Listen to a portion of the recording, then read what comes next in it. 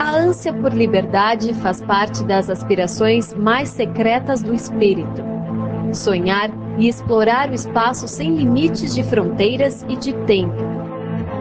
Essa é a grande viagem que fazemos todos os dias ao dormirmos. Ao longo dos séculos, a humanidade sempre buscou respostas para seus sonhos.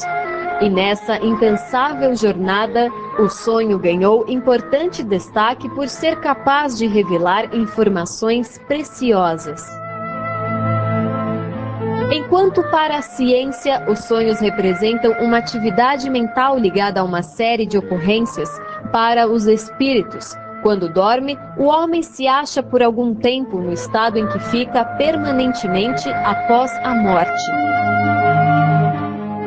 Nesse estado de repouso do corpo e liberdade do espírito, as almas navegam pelo espaço infinito da criação e algumas dessas viagens resultam ao que chamamos sonhos.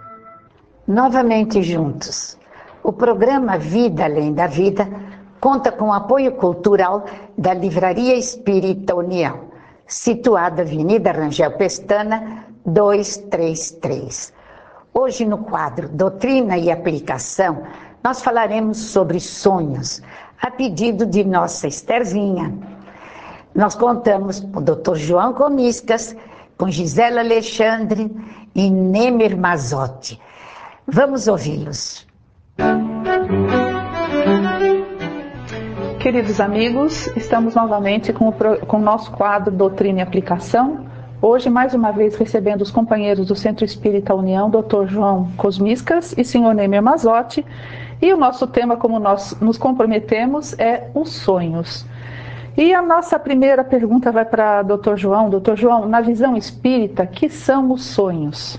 Bom, os sonhos, nós precisamos então voltar. Na visão da ciência, é uma situação altamente limitada, ainda por esclarecer. Tem uma série de relações, uma série de interesses. Sabe-se através de métodos elétricos, do mecanismo elétrico do cérebro, que é o eletroencefalograma, no momento que a pessoa está sonhando, porque ela tem uma atividade cerebral constante. Ou seja, o cérebro não dorme nunca.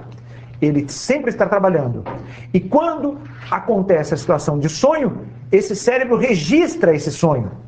Mas, na verdade, a doutrina espírita é a única que realmente consegue explicar o sonho de uma metodologia científica. De uma maneira lógica. E lógica, que a ciência ainda vai atrás desse tipo de fato que a doutrina espírita coloca, mas ela não pode ser admitida aos pedacinhos, ela vai ser admitida em totum, mas as pessoas realmente ainda temem, por preconceito, entrar nesse terreno. A doutrina espírita vê o sonho como uma atividade do espírito, porque o espírito, na hora do sono, ele se liberta e ele tem atividade durante aquele momento. E o sono, ele é visto e dividido por Martins Peralva em 3 tipos de sonhos.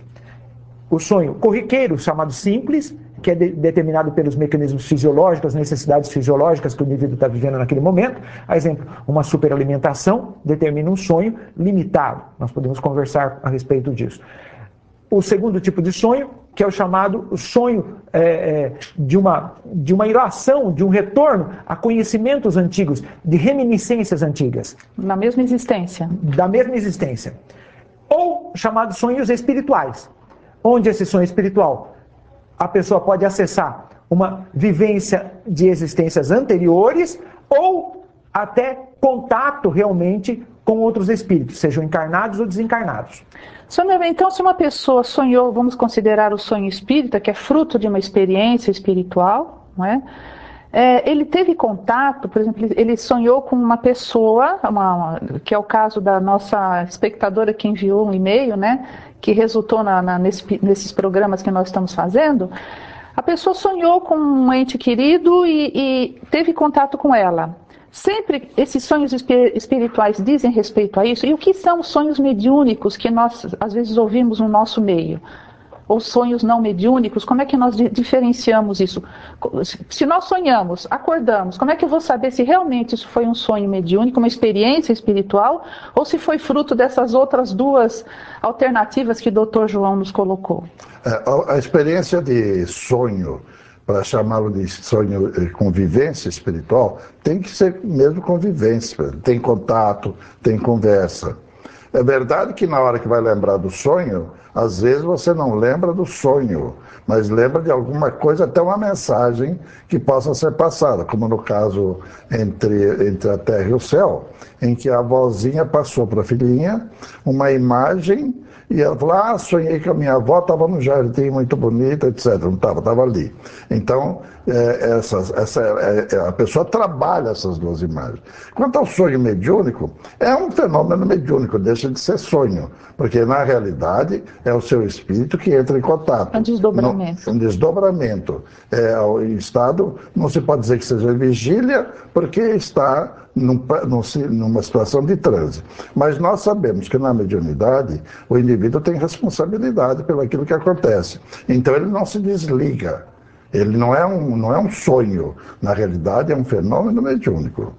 Doutor João, quando nós falamos ainda a respeito do sonho, na questão da pessoa se lembrar, às vezes a gente se acorda com aquela lembrança muito viva daquilo que sonhou, e às vezes a gente não se lembra nada, ou a gente se esquece durante o dia. Por que acontece isso? Às vezes a gente tem até soluções para os problemas da gente e depois esquece as soluções dos problemas. O que fica desses sonhos? Tem duas coisas importantes nessa história. Primeiro, que nosso cérebro não consegue registrar tudo o que acontece na memória chamada recente ou ativa. Ele grava tudo e vai para um chamado subconsciente. O subconsciente grava tudo, que é o espírito. Agora, o consciente, ele grava um fragmento daquilo tudo. Nós assistimos esse programa. O que vai restar na nossa memória desse programa? Alguns pequenos fragmentos de uma palestra, de uma leitura, de um livro, de um texto, de um jornal. Alguns fragmentos vão ficar no nosso cérebro, que é chamado memória recente, atual, ativa, constante. Agora, grande parte da história toda, também a espiritualidade coloca mecanismos de que a pessoa não reviva totalmente, porque senão ela quer voltar para a espiritualidade. Ela não quer mais ficar na Terra. A Terra traz uma série de situações que são limitantes. Então, existem descrições inúmeras onde a espiritualidade dá passes de esquecimento para que a pessoa não reviva tudo aquilo que ela viveu na espiritualidade, que é muito mais prazeroso, que é muito mais alegre. E isso quando a coisa é boa. Assim tem outro Agora, lado. também existem as situações desagradáveis, onde nós procuramos e encontramos os nossos desafetos, aqueles que temporariamente são colocados como nossos inimigos, ou pessoas que nos querem trazer prejuízos. Aí é melhor esquecê-la, né, Aí doutor João? nós usamos o mecanismo do esquecimento, porque nós colocamos, nós sempre temos mecanismos de defesa que são constantes. Senhor Neymer, o que os sonhos nos ensinam? O que nós podemos aproveitar deles, dessas experiências espirituais, não é? No livro Magnetismo e Espiritismo, tem uma história interessante. O indivíduo que se hipnotizou, entrou em sonambulismo, ele fez exame do seu próprio corpo, diagnosticou o remédio adequado para as suas necessidades. Então, em condição de espírito, o indivíduo, eu não estou falando espírito, senão dá a impressão que espírito é uma coisa diferente do indivíduo. Então, na condição de espírito, o indivíduo tem ampliado a sua percepção e a sua visão.